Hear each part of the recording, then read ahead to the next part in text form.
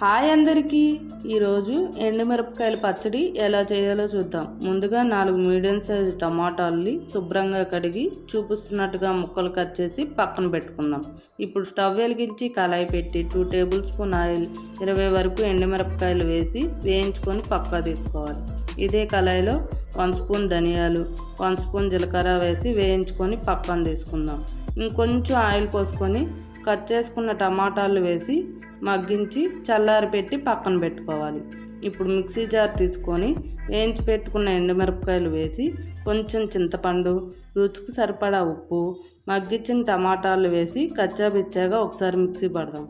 Mixie జార్లోనే 2 ఉల్లిపాయలు వేసి mixie పట్టుకోవాలి. ఇప్పుడు తాలింపుకి కళాయి పెట్టుకొని 2 టేబుల్ స్పూన్ ఆయిల్, 1 స్పూన్ జీలకర్ర, 1 స్పూన్ తాలింపులు, 1 ఎండుమిర్చి, దంచిన వెల్లుల్లి, 1 రెమ్మ కరివేపాకు వేసి మిక్సీ పట్టిన పచ్చడిని వేసుకుంటే మన పచ్చడి రెడీ.